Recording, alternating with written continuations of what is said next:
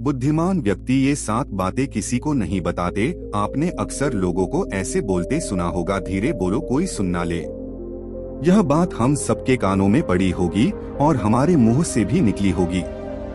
लेकिन सोचने की बात यह है कि ये वाक्य कब कब हमारे मुंह से निकलता है और कब कब हमारे कानों में पड़ता है, क्योंकि ऐसे कम ही गुप्त राज होते हैं जो हम दूसरों के कानों में पड़ने नहीं देना चाहते। अक्सर परिवार में अशांति का कारण हम स्वयं ही होते हैं। हम इस बात को देख पाए भले ना देख पाए, पर ये असल सत्य है, क्योंकि जाने अनजाने मूर्खतावश हम खुद ही अपनी वो बातें दूसरों को बता देते हैं जो हमें कभी नहीं बतानी चाहिए। और वही बातें जो जाने अनजाने हमने किसी दूसरे के सामने बता दी थी, वही हमारे दुख का कारण बन जाता है, वही हमारे झगड़े का कारण बन जाता है। और फिर बाद में हमें पछतावा होता है कि मुझे यह बात किसी को बतानी नहीं चाहिए थी, मेरी ही गलती हुई कि मैंने जाने अनजाने ये बात सभी को बता दी। इसीलिए आज की जो बौद्ध कहानी मैं आपको सुनाने वाला हूँ, उसे सुनने के बाद आपको 7 ऐसी बातें पता चलेंगी जो आपको कभी किसी को नहीं बतानी। ये जो 7 बातें हैं जो आपको किसी को नहीं बतानी, क्यों नहीं बतानी, इसके पीछे का तर्क भी मैं आपको दूंगा। और इन 7 बातों के अलावा अगर आपको लगता है कि कोई बात ऐसी है जो मुझसे छूट गई या मैं नहीं बता पाया, तो कमेंट सेक्शन में जरूर बताना। इससे पहले कि आप इस बौद्ध कहानी में खो जाएं, इस चैनल को सब्सक्राइब जरूर कर लें। तो चलिए कहानी शुरू करते हैं। एक समय की बात है। एक नगर में नकुल नाम का एक युवक रहता था। वो युवक बहुत गरीब था। 2 वक्त की दाल रोटी भी बड़ी मुश्किल से उसको नसीब होती थी।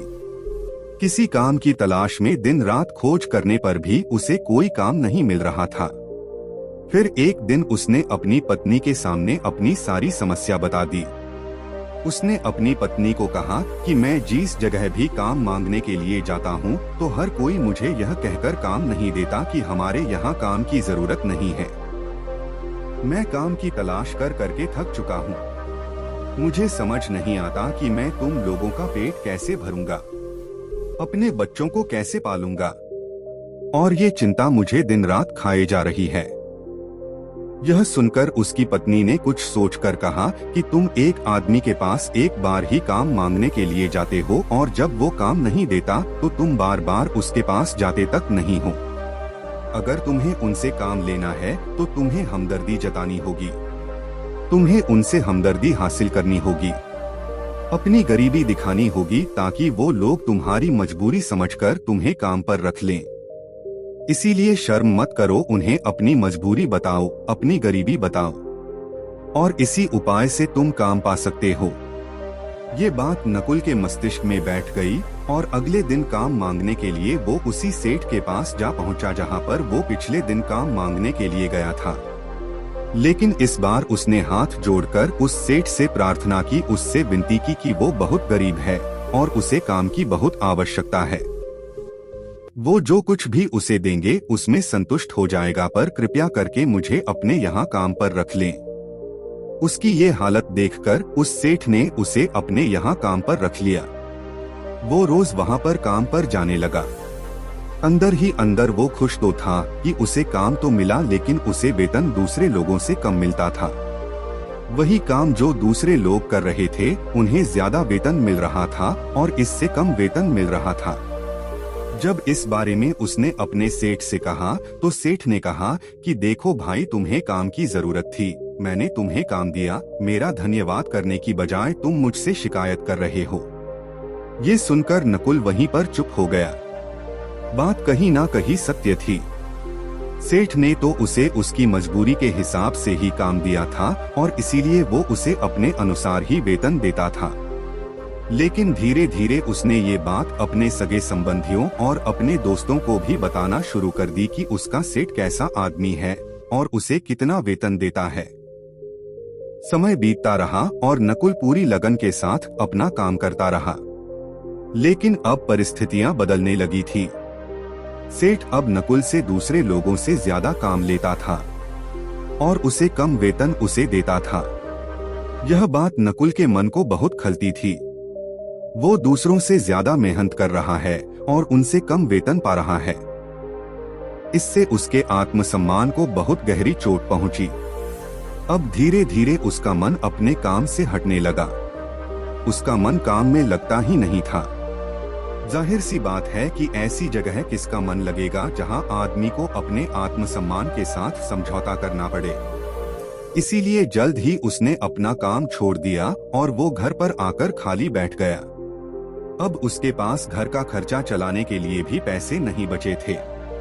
इसीलिए उसने अपने सगे संबंधियों और अपने दोस्तों से सहायता मांगने शुरू की, लेकिन उसके दोस्त उसके सामने तो उसे दया का पात्र समझते थे, उसे दिलासा देते थे, लेकिन पीछे से उसका मजाक उड़ाते थे। वो कहते हैं कि कितना बेवकूफ है, सेठ ने इतना काम लिया और बेचारे को पैसे भी नहीं दिए। अरे हम इसको पैसे दे दे तो ये कल हमारा भी पैसा वापस कर पाएगा। इसकी ऐसी हालत है, काम तो इसके पास कुछ है नहीं, पैसा कहाँ से लाके देगा। और इसी वजह से नकुल की हालत दिन ब दिन खराब होती जा रही थी। अब वो दिन रात तनाव में रहने लगा था। वही दोस्त, वही सगे संबंधी जो उसके अपने होने का दिखावा कर देते, वो उसे दया का पात्र समझ रहे थे, उन्हें उसके ऊपर तरस आ रहा था। सब लोग आकर उसे ज्ञान तो बहुत देते थे, लेकिन कोई सहायता नहीं करता था, और अक्सर ऐसा ही होता है। ज्ञान देने वाले तो बहुत मिल जाते हैं, लेकिन मदद करने वाले, उंगली पकड़कर, हाथ पकड़कर आगे चलाने वाले कितने लोग मिलते हैं। एक दिन उसे पता चला कि पड़ोस के गांव में एक बौद्ध भिक्षु आया हुआ है जो बहुत ही ज्ञानी है। नकुल इतना तनाव में था कि उसे कोई रास्ता नजर ही नहीं आ रहा था। इसीलिए जाने या अनजाने वो उस बौद्ध भिक्षु के पास पहुंच जाता है। वहां पहुंचकर वो सीधे उनके पैरों में गिरकर रोने लग जाता है। वो रोते रोते उन्हें अपनी सारी परिस्थिति बताता है। उसे बताता है कि किस तरह उसके सेठ ने उसका फायदा उठाया और उसके सगे संबंधी उसके साथ कैसा व्यवहार रखते हैं। सारी बातें सुनकर बौद्ध भिक्षु ने उसे चुप कराते हुए कहा कि बेटा, ये सारी समस्याएं तुम्हारी बुद्धिहीनता, तुम्हारी मूर्खता के कारण उत्पन्न हुई है। अगर तुम्हारे अंदर विवेक होता तो इनमें से एक भी समस्या तुम्हारे मन को दुखी नहीं कर सकती थी, लेकिन तुमने अपने अविवेक के कारण, अपनी मूर्खता के कारण खुद ही अपने रास्ते में कांटे बिछा दिए। आज मैं तुम्हें 7 बातें बता रहा हूँ जो भूलकर भी किसी को मत बताना, और इन बातों का अनुसरण करते हुए तुम बाहर से मिलने वाले दुखों को दूर कर ही सकते हो, जो बेवजह दुनिया की वजह से तुम्हारे अंदर पनपते हैं। पहली बात जो किसी को नहीं बतानी चाहिए वो है अपनी मजबूरी। अपनी मजबूरी का दिखावा करके दूसरों का दया पात्र बन के उनकी सहायता लेने की गलती कभी मत करना। हो सकता है कि आज वो तुम्हारी मजबूरी देखकर तुम्हारी सहायता कर दें, लेकिन कल वो तुम्हारा फायदा उठाने से भी नहीं चुकेगा, और अगर फायदा भी नहीं उठाया तो दूसरों के सामने तुम्हारा मजाक बनाने में वो आदमी कभी नहीं चुकेगा।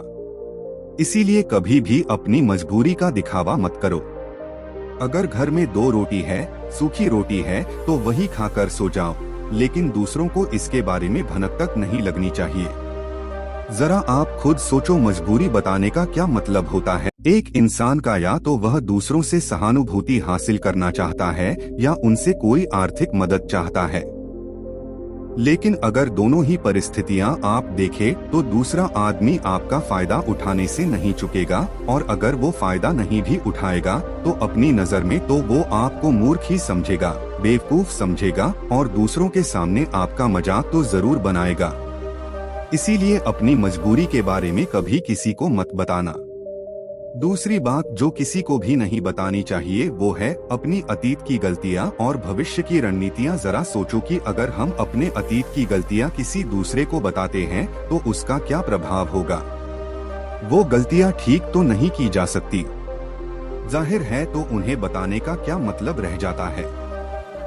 आप अपने अंधेरे पक्ष को खुद दुनिया के सामने बता रहे हो, खुद अपनी गलतियां दूसरों के सामने बता रहे हो। इससे उस आदमी की नजर में आपका एक चरित्र गठित हो जाएगा और वो भविष्य में हमेशा आपको उसी नजरिए से देखेगा। इसीलिए किसी भी आदमी की नजर में अपना चरित्र गठित मत होने दो। और जरा सोचो कि आप व्यर्थ में ही अपने भविष्य की रणनीतियां दूसरों के सामने बता रहे हो। जो लोग आपके काम का हिस्सा ही नहीं है, उनके सामने अपनी भविष्य की रणनीतियां, अपनी डींगे हाँकने का क्या फायदा। वो लोग आपकी सहायता तो नहीं करेंगे, लेकिन आपकी भविष्य की रणनीतियों में बाधा जरूर बन सकते हैं। आप खुद अपने विवेक का इस्तेमाल करिए और सोचिए कि आपके साथ भी ऐसा हुआ है कि आपने अपनी भविष्य की रणनीति किसी को बताई हो और वो कामयाब ही ना हुई हो। जरूर हुआ होगा। जरा गौर से सोचिए। तीसरी बात जो किसी को नहीं बतानी चाहिए वो है अपने घर की बातें। जो भी हमारे घर के अंदर आपस में बातचीत होती है, हमारे माँ बाप के साथ, हमारी पत्नी के साथ, हमारे बच्चों के साथ, वो बातें परिवार तक ही सीमित रहनी चाहिए। अगर आप इन बातों का दूसरों के सामने ढिंढोरा पीटते हो तो दूसरों को आपके घर में घुसने का एक मौका मिल जाता है और वह इसका फायदा उठाने से कभी नहीं चुकेंगे। वो आपके परिवार के सदस्यों को आपसे दूर लेकर जाने की कोशिश करेंगे।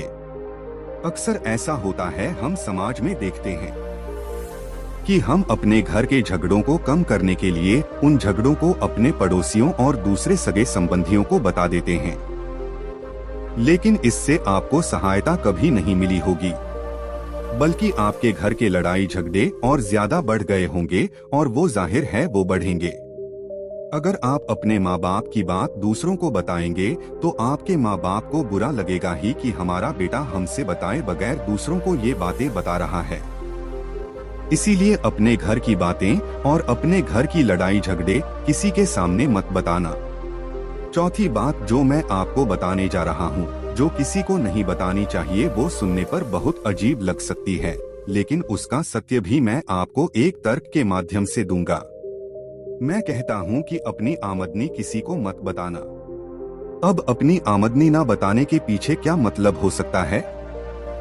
जरा सोचिए कि आप अपनी आमदनी अपने दोस्तों को बता देते हैं, तो जब आपके दोस्तों को जरूरत पड़ेगी तो वो सिर्फ आपको ही याद करेंगे, क्योंकि उनको पता है कि अगर आपकी आमदनी ज्यादा अच्छी है तो आप भी उनकी मदद कर सकते हैं, और इसीलिए ज्यादा लोग आपसे सहायता मांगेंगे। और जब आप उनकी सहायता नहीं करेंगे तो वो सोचेंगे कि इस आदमी के पास पैसे हैं, मेरी सहायता कर सकता है, लेकिन यह सहायता कर नहीं रहा है, और इसीलिए आपकी आमदनी आप दोनों दोस्तों के बीच एक झगड़े का कारण हो सकती है।